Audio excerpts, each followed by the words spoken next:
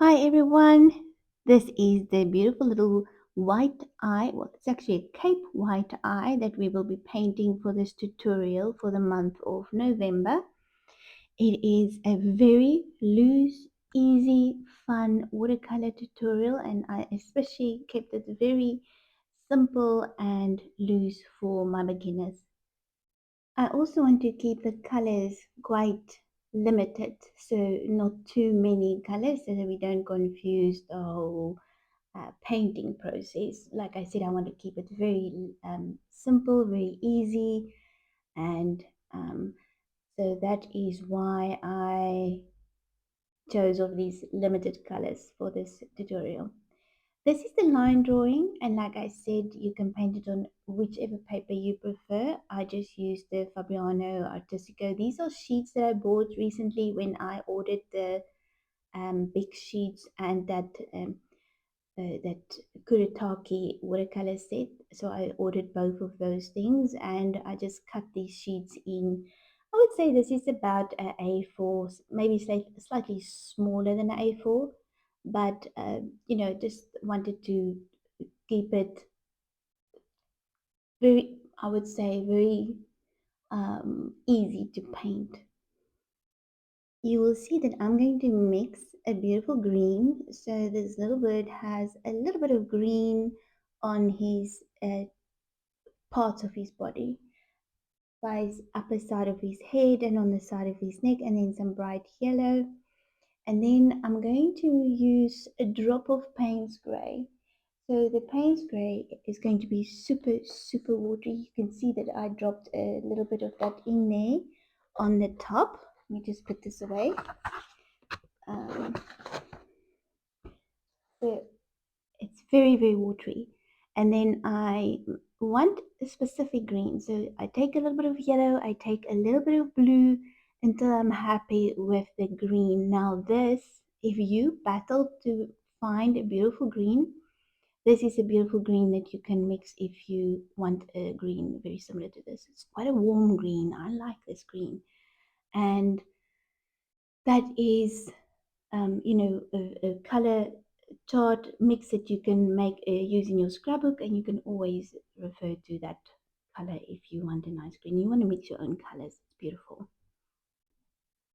I also have that mix of Payne's Grey on the bottom of my palette there, and I use quite a watery consistency, but for the eye I want a very thick mix, so that is very creamy that I want to use there.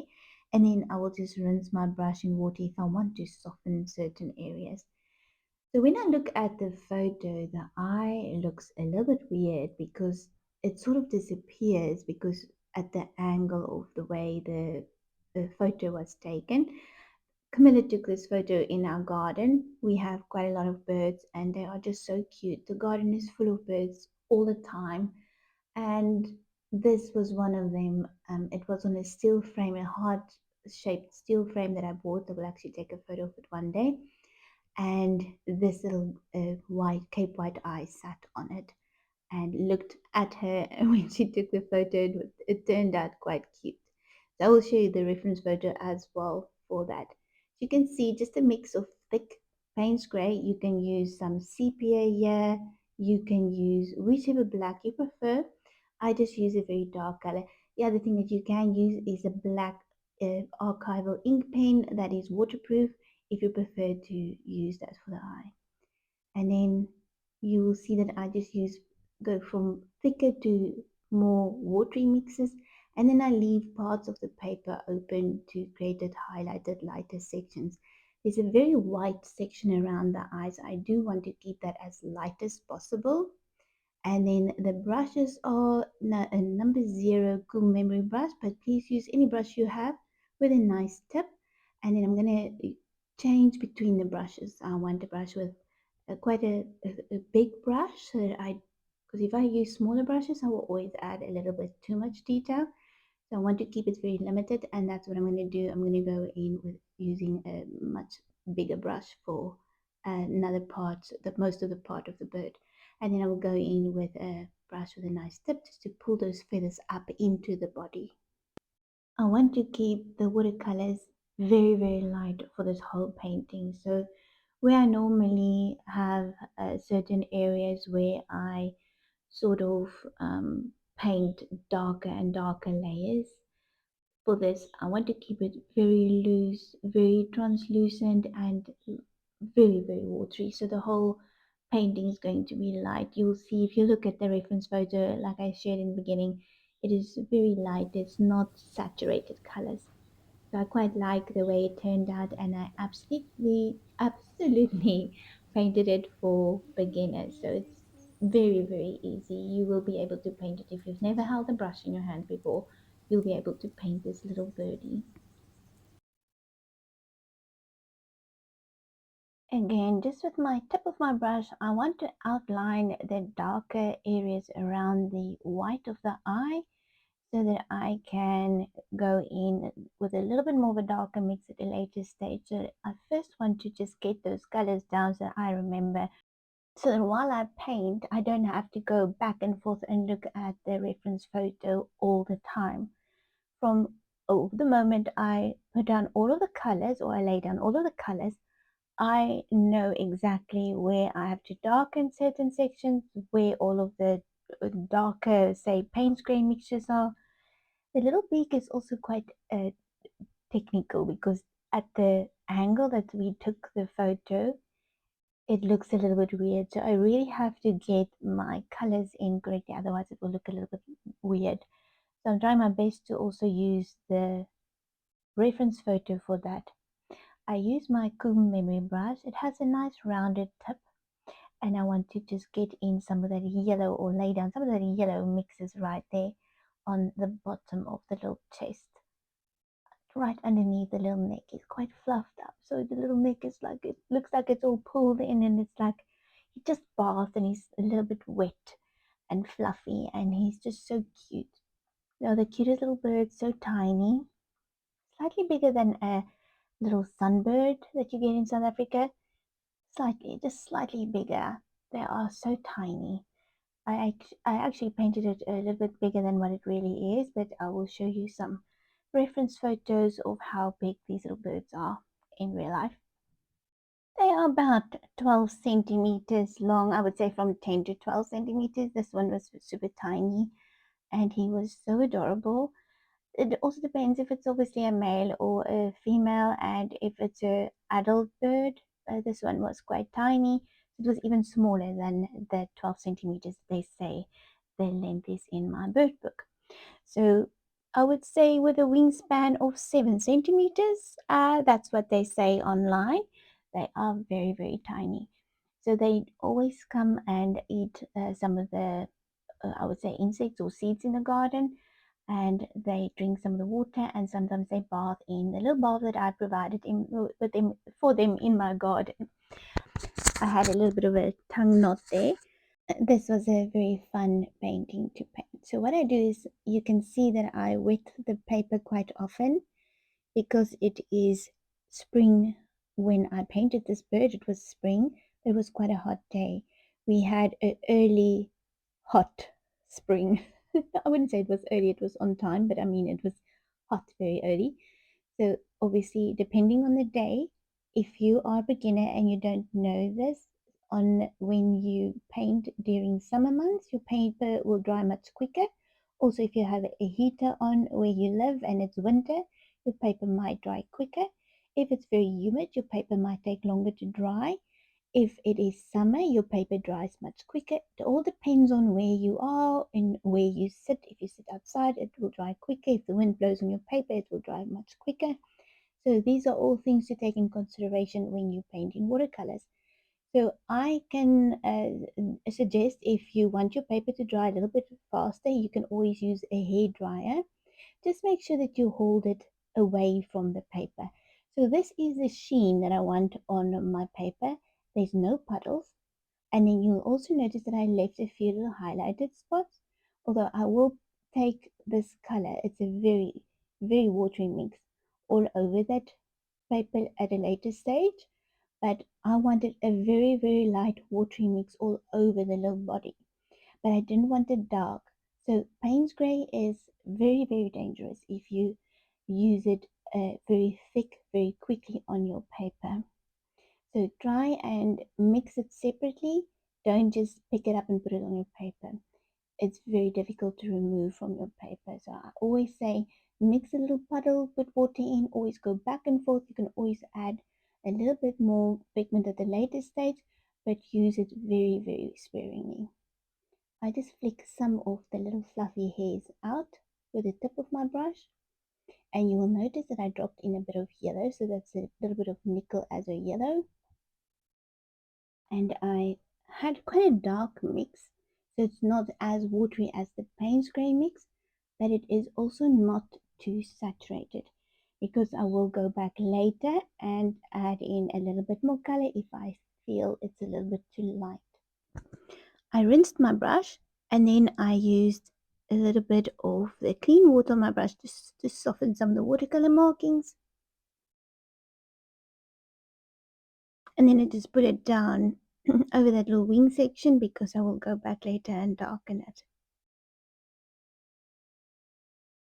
I use some of the yellow mix to go over this section. Still very watery, still very light. Take it over around the eyes there. This little birdie has a bit more green in some of the colors, but I wanted to warm him up a bit, so I just added in a little bit more yellow. I go around these sections with the tip of my brush and I just soften it at the same time, leaving a few little sections of the paper open. So once I'm highlighted sections there, you'll see the paper shine through certain sections. And I just flick it out, follow the shape of the eye or the feathers,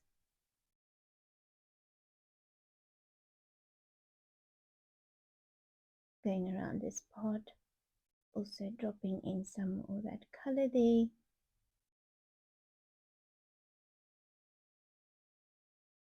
The color is still very light, not too dark. I want this little part darker than the rest of the beak. For now, I might go in later and just darken it more, but I want this little part just to map in the correct lines that I can see on the reference photo. And then I wet my brush and soften little markings.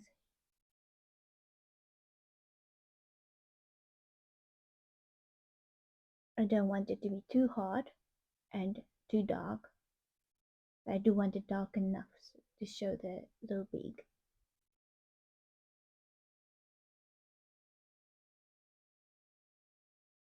I'm going to add some of the little feathery bits at the bottom there.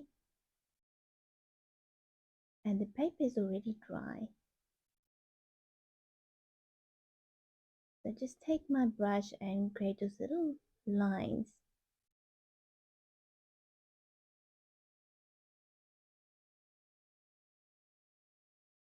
And you can just see the paper absorbs that pigment so quickly. So clean water on your brush, and then I wet these little markings, and it just softens it beautifully. A little bit of a thicker mix now because I want to pull a little bit of the feathers into the top part just above that white section, the lighter section there. And I have different tonal values on the little body to create a more realistic 3D look. And we want to keep that gray very, very diluted. I can tell you I've messed up a few paintings because I use too much Payne's Grey. It is dangerous, but it is a beautiful color to use. I won't say it's just sepia, but I think more of the darker mixes you can quickly go in with a too dark mix and just mess it up. So rather diluted, it might take a little bit longer, but you won't have to get rid of your painting. You, especially if you want to keep some highlighted sections as light as possible, if you have to remove it, more than likely some of that pigment will go into the rest of the white parts, and we don't want that. I don't necessarily want to go and use my magic eraser to lighten the gray parts. So I would rather go back every time and just drop in some more pigment than to go in and keep on adding in all of those, or have to go in too quickly and it's too dark. That's what I wanted to say. I would rather go and add more colors all the time than to go in once and it's too dark, especially with Payne's Gray. For this section too, I just want to create those little hair, feathery bits on that section there. So put it down and I lift up my brush and I pull some of those mixes in there and put it down towards the bottom of the whiter sections. I'm going to wet it now and then I just pull the yellow parts down, but it's still very watery. I don't want that yellow to go all over the place so my brush is not too wet. And you'll see I just take the brush and pull some of the darker mixes now up underneath the little chest to create those little darker folds for the feathery bits. And then clean water. With this painting, I made sure I had clean water in 2 glasses all the time because you can easily muddy this painting by having dirty water, especially if you want to paint with a lighter mix of watercolors. You can easily mess up your painting with muddying colors if your water is dirty. So I cleaned my water quite often. And for the eye, like I said before earlier, the eye looked a little bit awkward or weird uh, in the reference photo, so I had to adjust it slightly. He really looked, I don't know, he really looked a little bit weird at this stage, and I thought I had to just fix the little eye, which I did.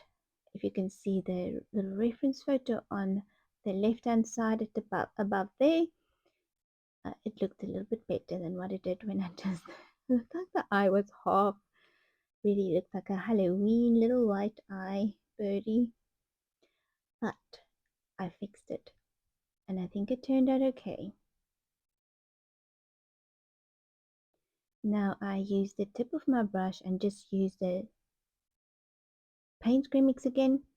I want to darken around those little sections.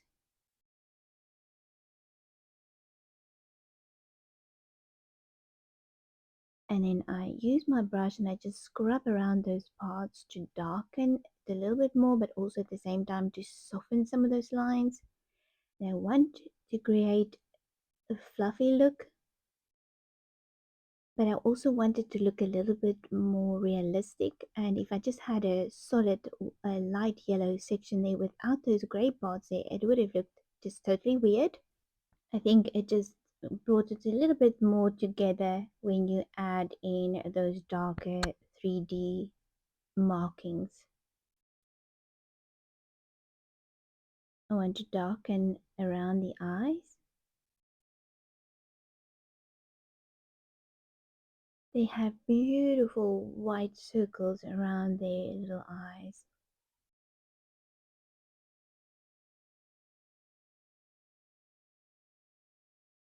And I'm just taking my time to look at the reference photo, especially around the little beak. Because of the angle of the photo, I have to get it correct.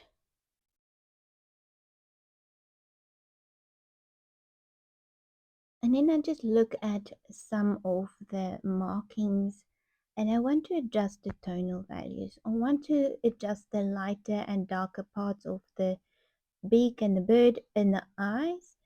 So that's exactly what I'm going to do now, is just darken certain sections. I told you it's an easy little beginner's birdie, and that is what it is. It is so easy and so fun to paint. I hope as a beginner you will find inspiration and really try to paint one of these. Again, just darkening this section here, and then I take my brush and I soften it with some water, drop in some more yellow, and this nickel azure yellow is really a beautiful color.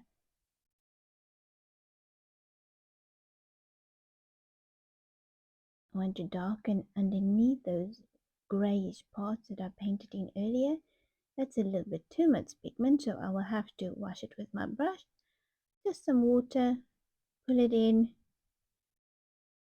I'll soften it all now with my water on my brush. I don't want it to be too dark. It's so easy to lift the pigment off this paper. Again, all depends on the paper that you use. The paper makes a big difference on your painting. So let me show you how it looks for now. The paper buckled a little bit because I did not stretch the paper. It's a thick enough paper and I didn't use too much water. So I expect a little bit of buckling, but if I want to frame it, I will just iron it a little bit or leave it under a piece of glass that I normally wet. So I'm not too worried about the buckling at this stage. And then I just take my brush again, pull some of those parts out to create those fluffy little bits. It's a quite fluffy little birdie, so cute. And you'll notice certain sections I have some yellow on my brush, which I don't necessarily want, so I have to make sure that I clean my brush in some of the water. So I often rinse my brush in clean water. So this is how far we are now. A bit of a close-up.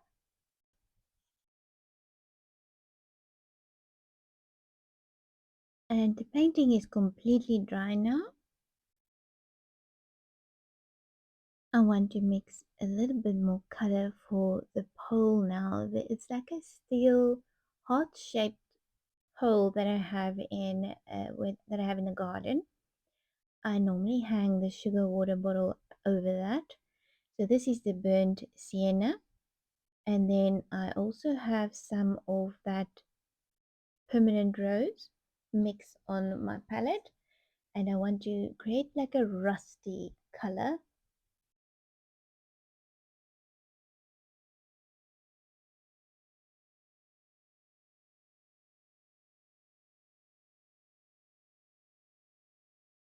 So I want to just make sure that the colors, and I don't paint necessarily over these little feet. So I'm going to paint them in already so that I know exactly where they are. Some of the little pencil markings are a little bit too light now. And the little feet have, I keep on saying little feet.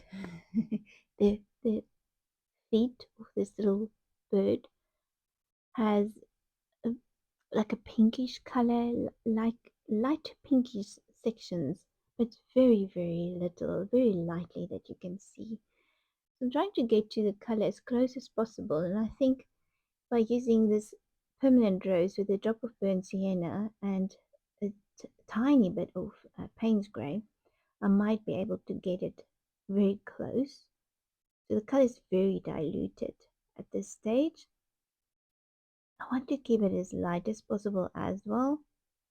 So then I just pick up some of the Payne's grey mix while the paper is wet, because then it just flows so beautifully into all of these parts that I just wet, and I won't create a too dark mix. I'm quite happy with this now, and I just wet my brush and make sure that I get all of those pencil markings covered with my Payne's Grey Pink mix.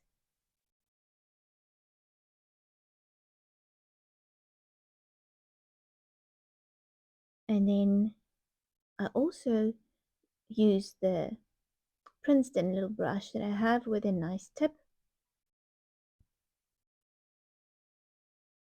I don't want all of that yellow and green mix in this part of the birdie, so I have to rinse my brushes very well now after I painted. So I just want to make sure I don't get weird colors, so just rather change to another brush. So you can use any brushes that you have. I would say a 4-5 and then a 3 nice point brush will be perfect. And now I'm going to use a very big brush, like I said before. I don't want to paint in all of the detail all the time. So I'm using a very big brush I would say 8 will be fine. If I use small brushes, I paint a lot of detail. If I use a big brush, I won't necessarily paint in all of the detail. I can sometimes add in too much detail, and I don't want to do that on this birdie.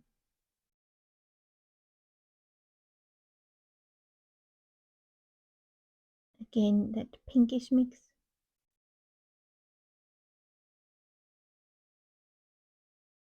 Let me just mix a bit more of the color, and then also I use my scrubber brush just to lift out some of those markings because I went out of the lines there. And I'm going to wait for that to dry, and then I'm going to go back and just paint over that section at a later stage.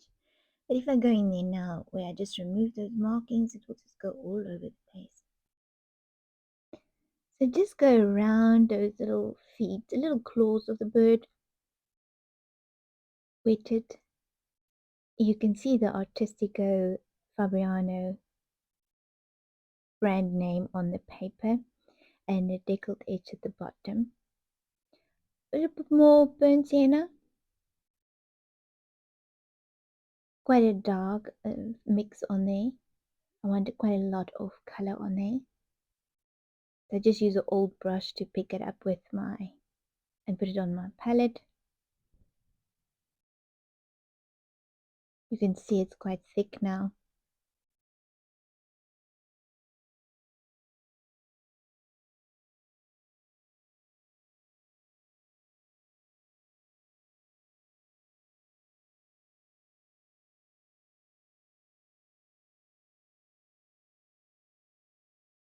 And then just drop it in. I go around those little parts of the little foot because I didn't use any masking fluid. And you can see even though I didn't wet the paper certain sections, the pigment still flows into those parts. It's just the way I use the brush, and the brush holds quite a bit of water. So even though I didn't wet those sections, the pigment flows out of that part and onto the paper that I don't necessarily want the pigment to go onto. But I just remove it with my brush as soon as I notice that. So this is dry now, so I'm going to go around these little markings as well. If you are scared you're going to paint over the claws, just mask it in with some masking fluid. But I didn't do that. I want to just paint around them. Some dark mixes on there. Very dark mix on my brush.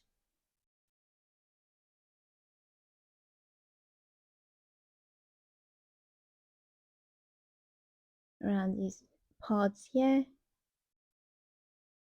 This brush has a nice tip, so I can go around these little parts easily.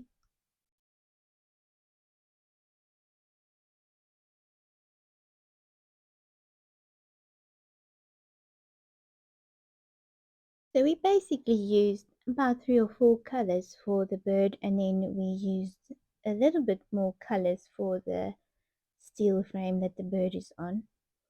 I dropped in some of the Payne's Grey mix just to darken the bottom part so it looks like it is in shadow, because it is in shadow. And I just drop it in carefully. I'm going to leave that to dry for now.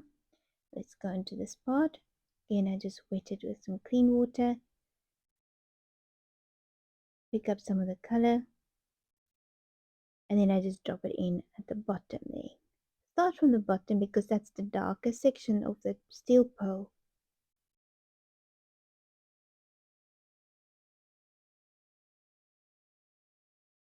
And then I will make sure that it goes all over, but I want to keep those other parts very light.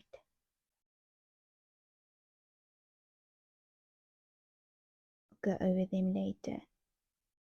I didn't wet the whole section too much at the top part there because I don't want the pigment to flow out of the paper, out of the pencil lines onto the paper. Some Payne's Grey burnt sienna mix, and I just drop it in at the bottom. You can see it just creates a rounded effect on that pole. While the paper is wet, I just drop in some more of that darker mix at the bottom of this pole. And it just softens so beautifully. The minute your paper is wet, pigment just flows all over and it just creates a beautiful soft color. Bit more of the brown mix on this section.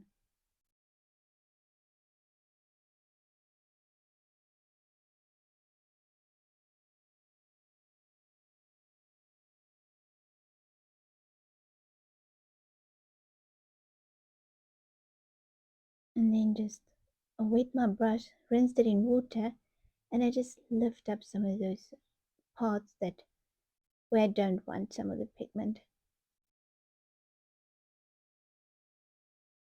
I drop in more black the bottom here.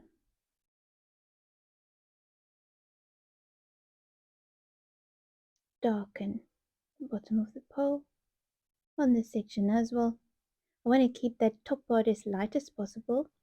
I might go over with a wash at a later stage, but for now I want to keep it as light as possible. Let me just see if it's in view. You can see by the reference photo that I have in the on the left hand side that we don't have that much more to add. It's just the fine little details now. A little bit of the wing parts that I want to darken. And I use this big brush to add in at the bottom little detail of the bird. I don't know why I keep on saying little all the time, but it is little. I will have to find another word. Minute? No, it won't go. I will have to just figure out what other word to use because I use little quite often. But some parts are little and small, okay? Smaller details, maybe. Smaller details, smaller little feather details. I'll try and remember that. Smaller instead of little. Smaller. Write it down. Smaller. Or tiny. Tiny. Tiny or smaller? Tiny. Okay. Again, I just pull the parts up into the white section there with the tip of my brush. I have a lot of watery pigment on my brush, and this brush holds a lot of water. It holds so much water. It is a beautiful brush. If you have these brushes, you know what I'm talking about. If you don't, it is a very nice brush to have. They are quite expensive though, but I've had it for many years. And if you look after your brushes, like I said in so many tutorials, if you look after your brushes will last you a lifetime, especially the sable brushes, which I know not everyone like, but I do have one or two of them and they do last very long. I'm going to start to add in all of the detail around the little claws of this bird.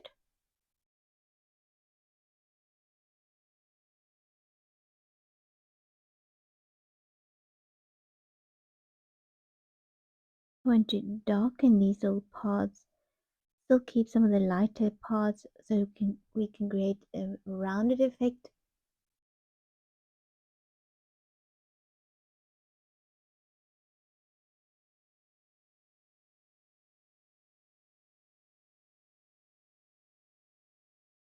I just use a very small brush with a nice tip for this, and then I lift out some of the color, clean water on my brush, and the paper really lifts very well, so it's a very nice paper to test if you want to try it.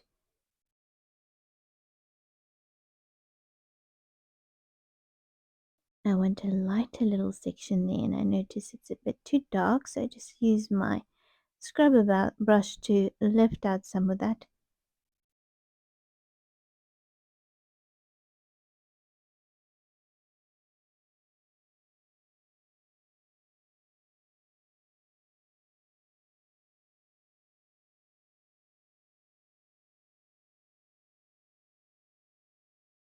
Some markings to suggest those little darker sections there.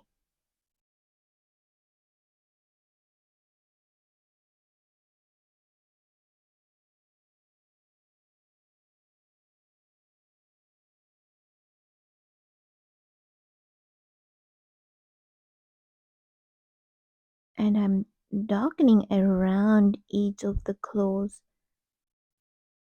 Do a little bit of negative painting around this part here.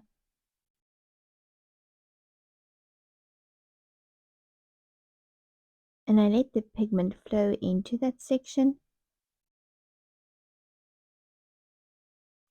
And you can see how it already makes such a big difference just by going around those claws with a darker mix of paint.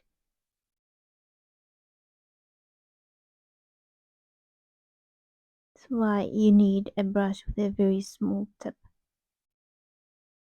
And I do notice my brushes that are very small that I use for detail, they don't last very long because these brushes, I don't necessarily have sable hair brushes. I buy very cheap brushes for that because I use them so often for all of the detail. So they don't last long. So I don't even bother buying expensive brushes for that. I just buy the cheap prime art brushes for the detail.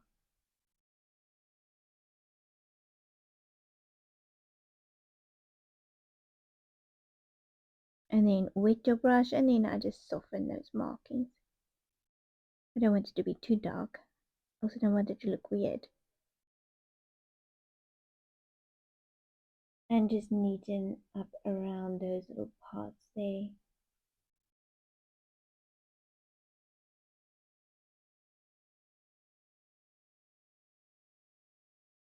I use this scrubber brush just to soften those little markings that dried completely on the paper now. I just use it very, very softly just to lift a little bit of the pigment. Not too hard. I don't want to scrub it all away. I do want some of that pigment there, but I don't want it to be too dark. I'm going to have a cup of tea. We're going to take a small break, and I'm going to be back. You can see I need a break. I'm going to be back for part two of this little tutorial. So go make yourself a nice cup of tea and come back and we can finish it up. So this is where we are right now, and we can finish up now as soon as we had a little bit of a break, finishing up all of the tiny little details because we're getting very close to the finished parts of this little bird. And I think this little birdie will just look so cute.